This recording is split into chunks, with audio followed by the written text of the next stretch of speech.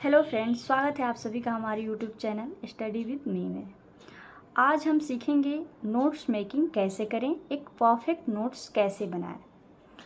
हम में से बहुत लोग क्या करते हैं कि कोई भी बुक्स उठाते हैं और उसको पढ़ना स्टार्ट कर देते हैं। उसी टाइम एक पेन लेते हैं और उसको अंडरलाइन करते जाते हैं क्योंकि शुरू शुरू में लगता है कि ये सारा चीज़ इम्पॉर्टेंट है और पता चलता है कि लास्ट में वो और इसे कहते हैं छोड़कर सारे बुक को अंडरलाइन कर देते हैं।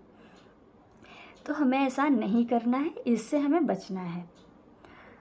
शुरू शुरू में आप कोई भी बुक्स पढ़ेंगे, कोई न्यू बुक्स, तो उसमें से हमें फर्स्ट बार पढ़ने पर मात्र 10% ही समझ में आते हैं। तो हमें क्या करना चाहिए, कैसे परफेक्ट नोट बनाने चाहिए। तो देखिए, सबसे पहले हमें अगर कोई हम बुक्स उठा रहे हैं पढ़ने के लिए, उसका नोट्स बनाना है हमें, तो हम फर्स्ट बार केवल रीडिंग करेंगे, उसको शुरू से लेकर लास्ट तक हम केवल पढ़ेंगे। फर्स्ट बार पढ़ते जाएंगे। जब हम पढ़ेंगे तो मात्र हमें 10% समझ में आएगी। फिर हम दूसरी बार रीडिंग करेंगे, कुछ अंडरलाइन नहीं करेंगे, कुछ नोट्स उसको लिखेंगे नहीं कॉपी पे। दूसरी बार जब हम पढ़ेंगे तो हमें समझ में आ जाएगा कि कौन इम्पोर्टेंट है, कौन इम्पोर्टेंट नहीं है, कौन उसका कीवर्ड है, कौन कनेक्टेड वर्ड है, सब समझ में हमें आ जाएगा। तो जब हम तीसरी बार पढ़ेंगे तब जाके हम पेन और उठाएंगे और उसको अंडरलाइन करेंगे और उसको हम कॉपी पे लिखेंगे। बहुत सारे लोग लिखने टाइम भी उनको कॉपी पे अगर वो नोट्स लिख रहे हैं, नोट्स बना के, तो उसमें भी उनको दिक्कत होती है। वो क्या करते हैं, समझ में नहीं आता है कि लिखना क्या है। वो उसमें का वाक्य का कोई लाइन उठाते हैं और अपने कॉपी पे लिख देते हैं। वो भी बढ़ते बढ़ते उनका बहुत ज़्यादा मोटा हो जाता है और वो एग्ज़ाम के टाइम पे रिवीजन नहीं कर पाते हैं और ना ही वो उसका कीवर्ड रहता है। हमें नोट्स में क्या करना है, उसका कीवर्ड लिखना है, ना कि कनेक्टिंग वर्ड। तो चलिए एक उदाहरण लेके हम समझते हैं कि कैसे लिखना है हमें नोट्स।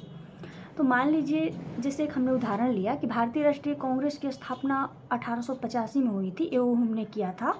उसमें 72 प्रतिनिधियों ने भाग लिया था और वो उसके प्रथम वायसराय लॉर्ड डफरिन थे।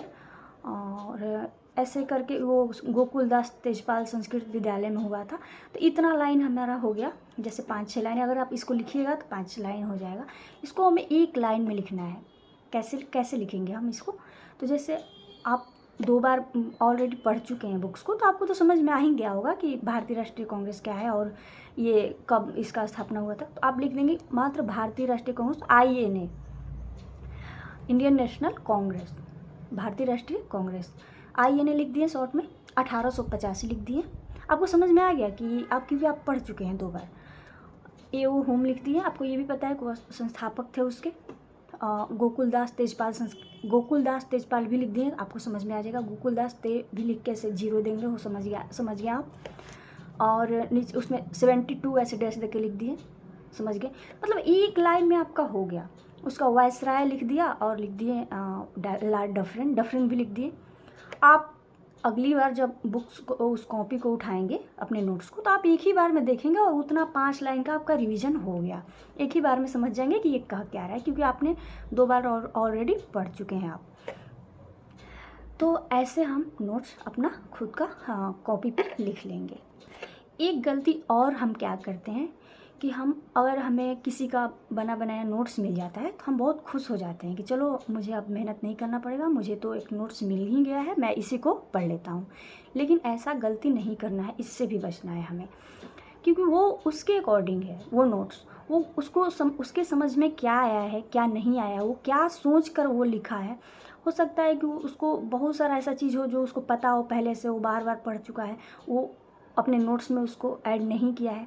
और आप उस नोट्स को पढ़ रहे हैं तो आपको लगेगा कि अरे बस इतना ही है, इस टॉपिक का बस इतना ही है, और आप उतना तो छोड़ दिया आपने।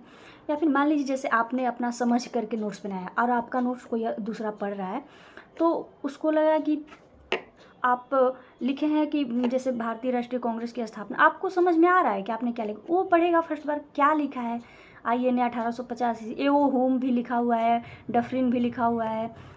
उसको मतलब गोकुलदास तेजपाल संस्कृत विद्यालय में आपको पता है कि वहाँ पर प्रतिनिधि, वहाँ पर जो उसका संचालन हुआ, वहाँ पे उस आयोजित किया गया था उसका सभा, तो ये आपको पता है। लेकिन वो उसको कुछ नहीं समझ में आएगा, आधा समझ में आएगा, आधा नहीं समझ में आएगा। समझ में भी आया तो उसको लगेगा कि क्या है, विद्यालय क्या हुआ था यहाँ पे, वायसराय है कि ये सचिव है कि क्या है।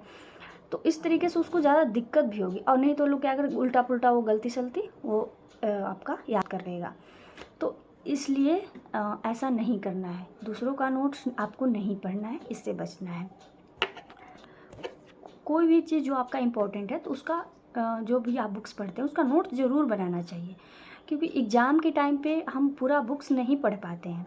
हम नोट्स जब हम पढ़ते हैं तो हमें आसानी होती है और उतना सारा 2-4 पेज में हम एक बुक्स को ख़त्म कर देते हैं। तो इसलिए नोट्स आप ज़रूर बनाएं, नोट्स बनाना चाहिए। मैं भी नोट्स बनाती हूँ। और उस जैसे 67 बीपीएससी पीटी आने वाला है तो मैं भी ऐसा करती हूँ, कीवर्ड उसका कॉपी में लिख लेती हूँ और बस वो हमें एग्ज़ाम के टाइम पे बस हमने देख लिया एक बार, एक आधे घंटे में 1 घंटा लगा और हमारा पूरा बुक्स फिनिश। तो ऐसे आप कीजिए, नोट्स बनाइए।